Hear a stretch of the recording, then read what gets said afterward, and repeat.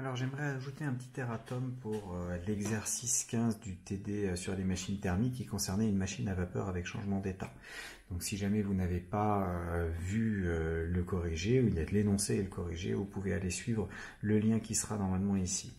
Donc dans cet exercice, on faisait étudier ce cycle-là avec un cycle qui était un cycle moteur, et au niveau des questions, à un moment, j'ai oublié de répondre à une question. Si j'avais pas oublié de répondre à cette question, peut-être que ça m'aurait orienté sur une autre erreur que j'ai faite par la suite. C'était dans la question 6, on nous demandait de calculer le travail qu'il y avait lors de l'évolution de 2 à 3.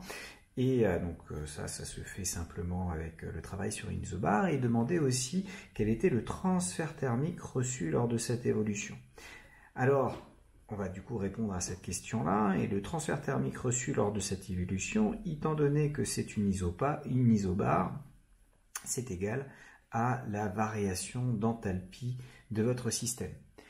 Or, cette variation d'enthalpie, elle est relativement facile à déterminer, puisque ici, de 2 à 3, vous avez un changement d'état qui se fait de manière complète. Donc, on passe de la vapeur à la température de 373 Kelvin jusqu'au liquide. C'est donc l'enthalpie de liquéfaction qu'il nous faut. Je vous rappelle qu'on a une mole dans notre système, voilà, si je me souviens bien, exact. Donc on a une mole dans notre système, et cette variation bien va être reliée donc au nombre de moles que j'ai à disposition, à l'enthalpie de vaporisation, donc l'enthalpie molaire de vaporisation. Et en fait, comme c'est une liquéfaction et non une vaporisation, vous avez un moins, c'est l'opposé de cette enthalpie. Et comme on vous donne la valeur de cette enthalpie molaire de vaporisation et qu'on a une mole, on a du moins 46,8 kJ d'énergie qui a été comme ça donné, enfin le moins reçu par le système, donc 46,8 kJ d'énergie qui est donnée à la source froide lors de ce refroidissement. Donc ça me permet de calculer le transfert thermique reçu par la source froide, enfin reçu par le système depuis la source froide.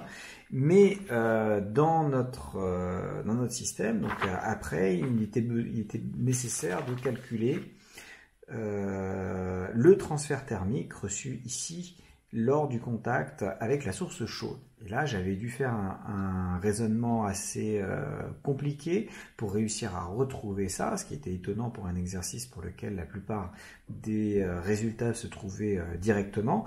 Ce raisonnement est tout à fait valide. J'ai fait une petite erreur. Cette enthalpie de vaporisation qui est ici, ça devrait être l'enthalpie de vaporisation à 485 Kelvin, puisque c'est à 485 Kelvin que vous avez la pression de vapeur saturante qui vaut 20 bars. Et le problème, c'est qu'on ne l'a pas, cette enthalpie de vaporisation. On a l'enthalpie de vaporisation à 373 Kelvin, mais pas à 485 Kelvin. On peut partir du principe que c'est presque la même chose, mais bon, et effectivement, ça ne change pas énormément, mais ce qui va rassurer, parce que du coup, les valeurs numériques que j'ai trouvées ici sont relativement proches de ce qu'on attend effectivement, mais vous n'avez pas, stricto sensu, cette valeur-là. Donc, on a un problème. On n'a pas suffisamment. Celui-là, on peut se dire, bon, c'est connu puisqu'il nous faut utiliser la capacité thermique massique de l'eau qui est censée être connue, même si elle est souvent rappelée dans les exercices. Et là, pour le gaz, on était capable de le retrouver.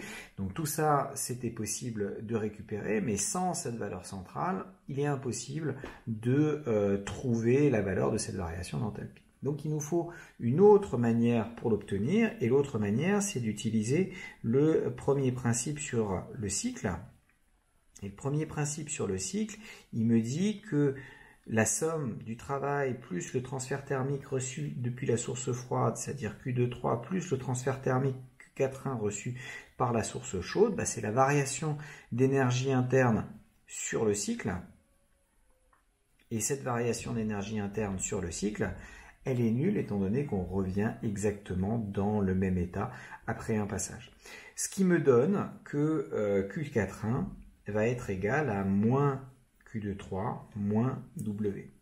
Et alors, c'est là où ça me sauve un petit peu, c'est que du coup, j'ai quand même le 46,8 qui apparaît, mais il apparaît dans le Q2.3, donc moins Q2.3, ça me fait 46,8 kJ. Le travail, on l'avait calculé ici, c'est moins 12 kJ, donc moins le travail, ça me fait plus 12 kJ. Quand je fais la somme, ça me fait du 58,8 kJ, qui n'est finalement pas très éloigné des 60,6 kJ qui sont là. Et donc, l'application numérique qui est ici, je dois prendre du 58,8, mais je vais quand même trouver une efficacité légèrement supérieure à la valeur que j'avais trouvée la dernière fois, mais de l'ordre quand même de 20%. Je n'arrive quand même pas à atteindre les 39% qui sont indiqués ici pour le cycle de carbone. Donc voilà comment une lecture un petit peu plus attentive de l'énoncé vous permet de vous orienter, puisque là l'énoncé en fait discrètement donner cette valeur-là à calculer, alors que finalement on n'en a pas franchement besoin si on était capable de calculer Q4.1 directement, ça n'intervient pas dans le rendement.